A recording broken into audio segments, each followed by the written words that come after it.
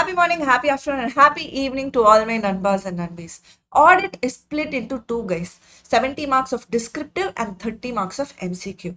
I've already given a killer resource for this descriptive part, that is an expected question marathon. You can still use this marathon if you want to finish a chapter. Say you finish bank audit, you can come here and listen to the answers of the bank audit from the expected question. You can still make use of the marathon. Like I said, it is a killer resource, guys. But now in this video, I want to focus on the 30 marks MCQ. For that, I have obtained 30 concepts.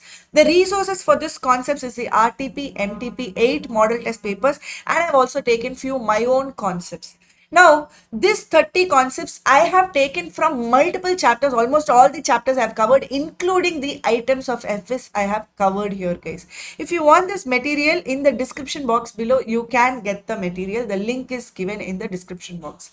Starting off with the first 4 concepts, what is sufficiency, appropriateness, relevance, and reliability. Sufficiency is basically the quantity of the audit evidence. What are the factors which is going to affect the quantity of the audit evidence? There are 3 factors: materiality, risk of material misstatement, and size of the population. Under size of the population, we have homogeneous and heterogeneous population.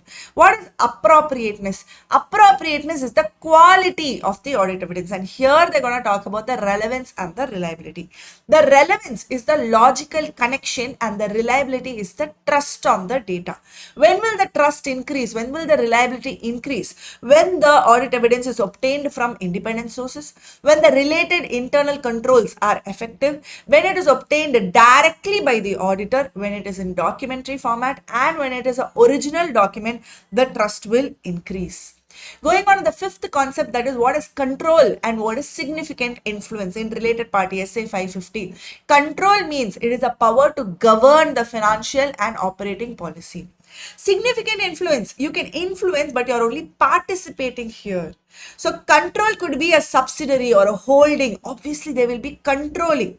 Significant influence, it is not about control, but it is to participate. For example, by way of law, by way of a statute, or by way of an agreement, one person is able to participate in the financial and operating policies of the other reporting entity.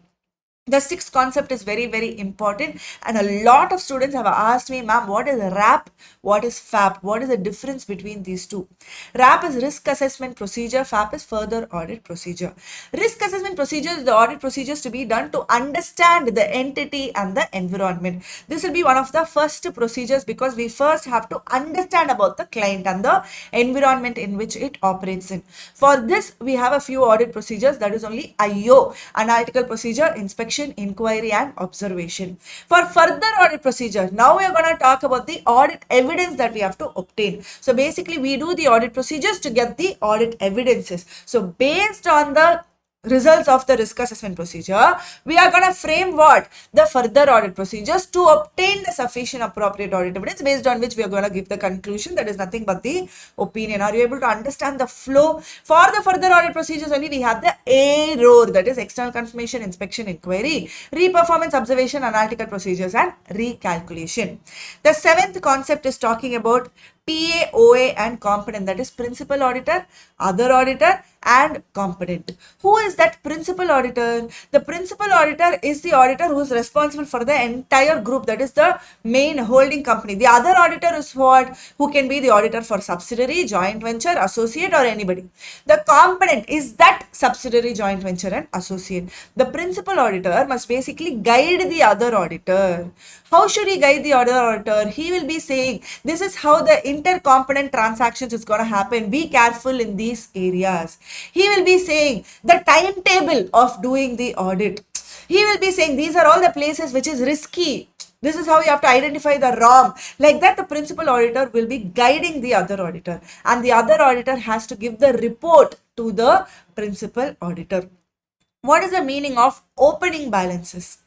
Whenever there is an opening balance which is given, or whenever the question is mentioning opening balances, you have to remember that opening balance includes the amount and also the disclosures. So as an auditor, we are only bothered about 2 things. That is, if there is a opening balance and if there is a material misstatement in the opening balance, whether it is going to affect the current year, that we will be seeing. The second year, whenever they're talking about prior information or opening balance and all, you have to automatically map your mind to accounting policy, because accounting policy has to be consistently followed, and if not, they have to give the reasons for the same. So with regard to opening balances, two things you have to keep in mind: whether opening balance contains a misstatement and whether it is going to affect the current year, and whether accounting policies have been consistently followed. The ninth concept: erosion in the value of security of the bank. Now, for the bank will be giving the loan and they will be getting the security. What if there is an erosion in value of security? Say, for example, car is a security based on that they've gotten a cash loan. This car, say the value of the car is 1 crore. Will it always be 1 crore? The value is going to reduce as much the models are going to increase in the market, yes or no? Now, if there is erosion in the value of the security which the bank is holding, now the auditor has to see how much of that portion is realizable. Is it less than 50%? Then classification of that asset has to be a doubtful asset. If it is less than 10%, you please classify it as loss asset itself. Nothing, you're not going to get anything out of that. So you have to see the realizable, whether it is less than 50 or less than 10%.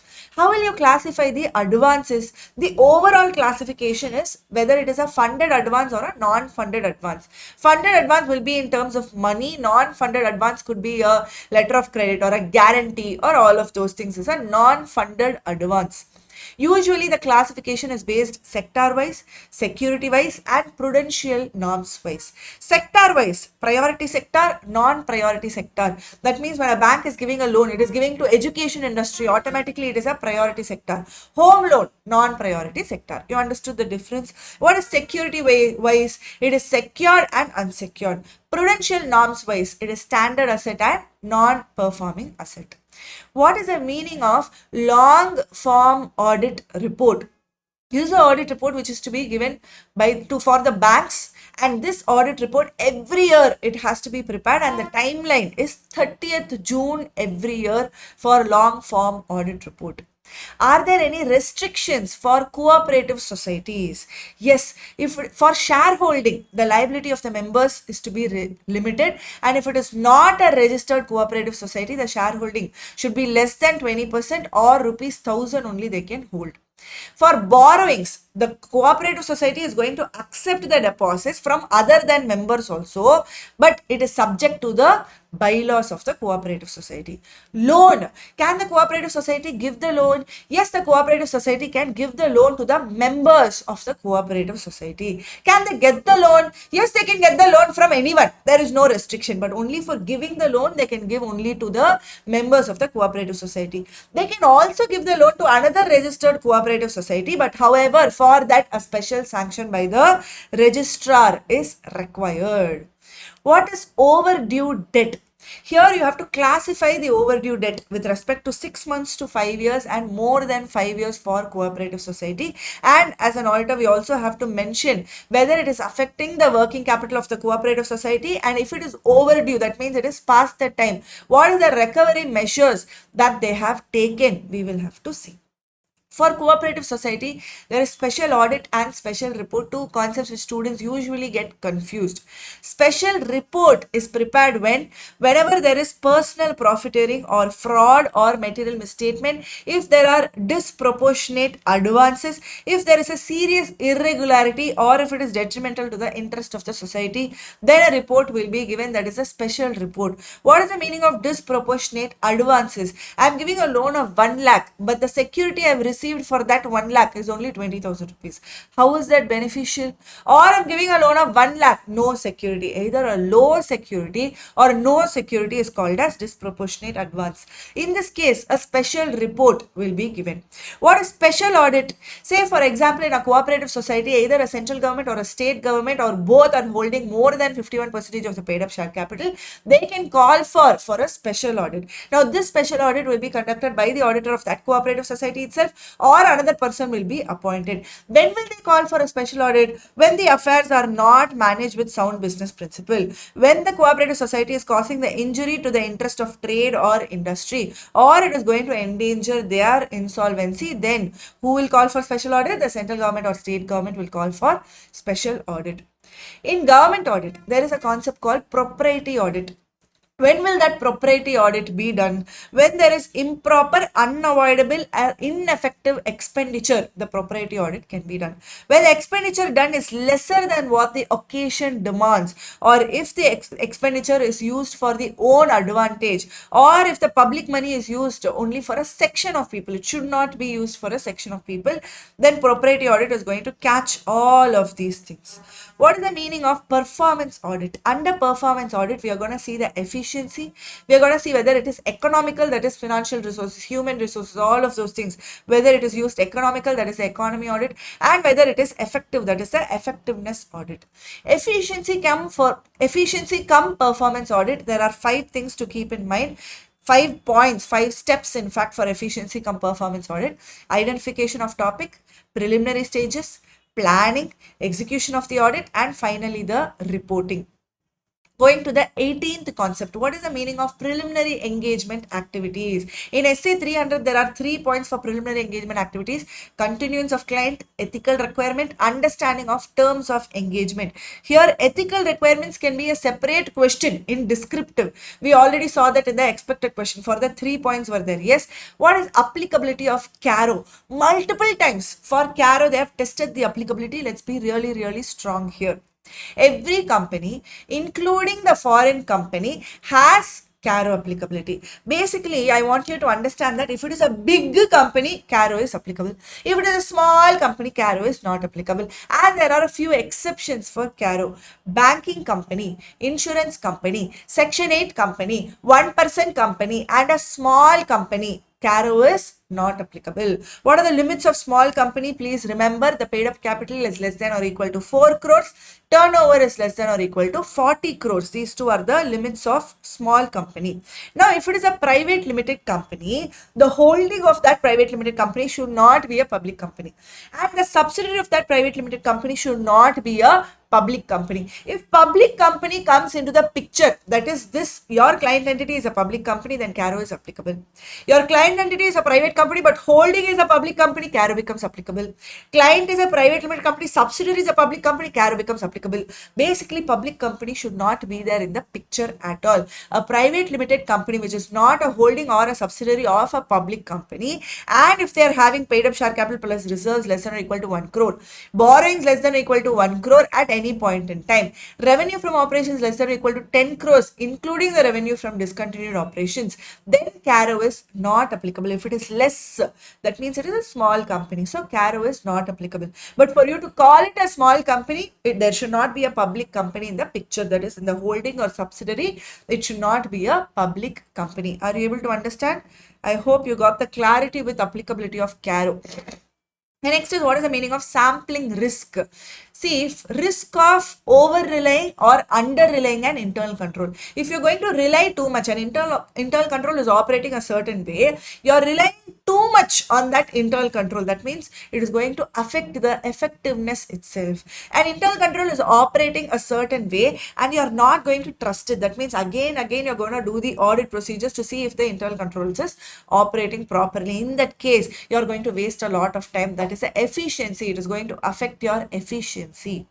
For test of detail, risk of incorrect acceptance and incorrect rejection. If you accept incorrectly, that means something is wrong, but you are accepting it, saying it is correct, then that is only the audit risk. Yes or no? Audit risk is the risk of incorrect acceptance. Incorrect rejection, this is not an audit risk. What is audit file? One or more folders or storage media in physical or electronic form which is containing the records, and this audit file is the audit documentation for a specific engagement. What is the meaning of materiality, performance materiality and benchmark? Materiality means important case. So for say a revenue of 1 lakh, you will say anything more than 10% becomes material, that is more than 10,000. You set the materiality level at 10,000 rupees. Say for example, another guy is there, he is going to do a fraud for only 1,000 rupees. Is it going to get caught in this materiality? No, it is not gonna, or say he's gonna do a fraud for 5,000 rupees. It is still not gonna get caught in this materiality. But he is going to do the fraud of 5,000 rupees 5 times. Now what happens once he does this 5,000 rupees for 5 times? The fraud value becomes 25,000. Is it gonna get caught in the materiality? No, but it has to get caught. So you are going to set a level which is lower than the materiality level, and this is gonna take care of all the aggregate transactions. The lower level than the materiality level to take care of the aggregate transactions is called as performance materiality. What is the meaning of benchmark? You put a percentage on the sale to find out your level of materiality. Say there is an expenditure. For expenditure, what will be your, on what will you put the percentage? On the total expenditure, you will be putting the percentage, that is called as benchmark. You can put it on the total expenditure, total assets, total liabilities, sales. It could be anything where a percentage is applied to the benchmark to find out the materiality level. What is adjusting and non-adjusting event? If the evidence of condition is existing at the date of balance sheet, it is called as adjusting event. Evidence of condition arose after the date of balance sheet, it is a non-adjusting event. 24th concept is talking about fraud. Fraud, it is spoken in Caro yes in clause number 11 and also in company audit, that is 143 subsection 12. Caro clause 11 says if there is a fraud by company or on the company, you please mention the nature of the fraud and the amount involved. Also see the 143 subsection 12. What is 143 subsection 12 talking about? If the fraud value is less than or equal to 1 crore, you please go and tell the audit committee or board of directors. If it is more than 1 crore, you tell the central government in form ADT4. And Caro clause 11 is also talking about the whistleblower complaints. Now coming to the items of FS, disclosures, very, very important for items of FS. Trade payable and trade receivable. I saw a beautiful RTP question. Just see the disclosure which is done for trade payable.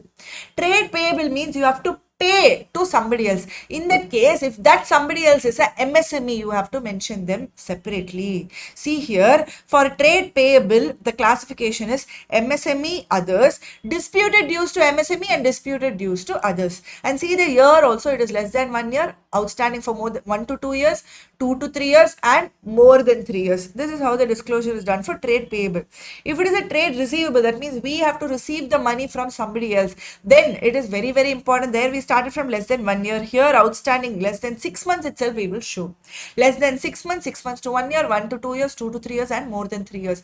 For trade payable, when we have to pay to MSME, now MSME is important. Now if we have to receive from somebody, then we are important. So now we have to see whether it is a disputed trade receivable or undisputed trade receivable. So undisputed trade receivable considered good, undisputed trade receivable considered doubtful, disputed trade receivable considered good, disputed trade receivable considered doubtful. Like this you have to do the classification for disclosure for trade payable and trade receivable. 26th concept is test of controls for internal control over sales. Now, usually when you look at this, first you will see internal control, your mind will map to SA 315. Then you will see sales, then you will think, okay, maybe in items of FS, they're talking about PNL items sale. But actually, this is a question for trade receivable, test of control for internal control over sales. What are the test of controls? You're going to see if only bona fide sales is going to lead to the trade receivables. Is the sale only made to the approved customers? Whether it is recorded in the books of accounts properly. If a sale is made, cash has to be collected, whether it is collected on time, whether actually cash has been collected or it has been said by the authority or somebody saying cash need not be collected. That has to be documented properly. And how is the segregation of duties done for each of the point of sale, we will have to see.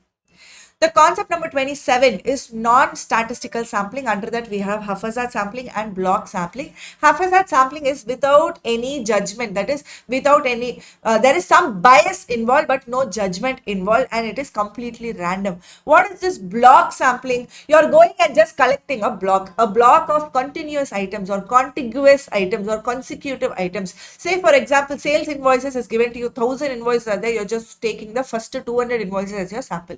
Last 200 invoice as your sample, middle 200 invoice as your sample. So just a continuous block of invoices, that is the block sampling.